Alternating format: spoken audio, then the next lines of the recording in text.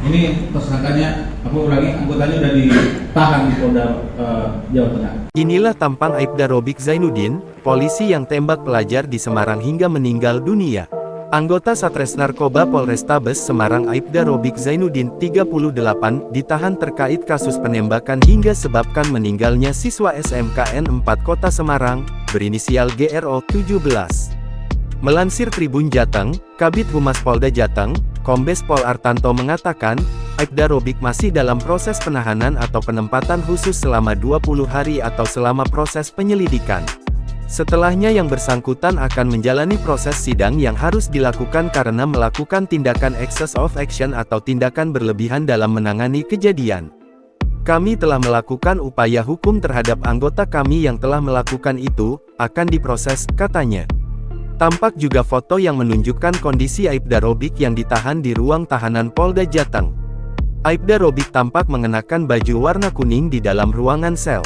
Terlihat Aibda Robik dijaga oleh rekan sesama polisi.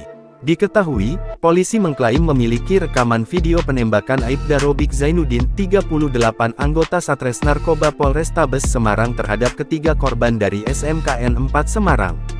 Namun, polisi menolak untuk memperlihatkan rekaman adegan penembakan tersebut.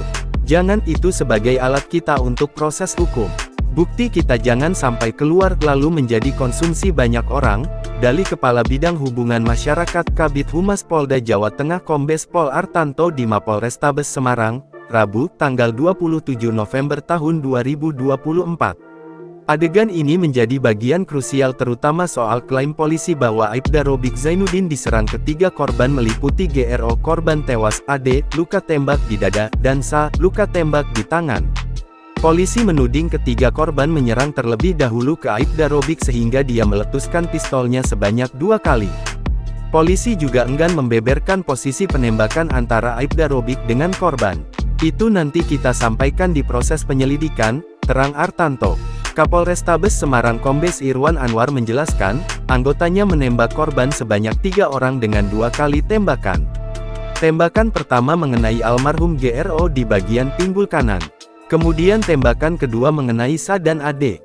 SA dan AD itu 1 peluru. Jadi tembakan menyerempet badan korban pertama dan kedua. Jadi dari samping, tuturnya Irwan sembari memperagakan posisi tangan SA yang merangkul tubuh dari arah belakang. Keterangan Irwan bertolak belakang dengan keterangan korban AD ketika proses prarekonstruksi. AD mengungkapkan tidak tahu adanya kejadian penembakan ke GRO. Download Tribun X sekarang, menghadirkan lokal menjadi Indonesia.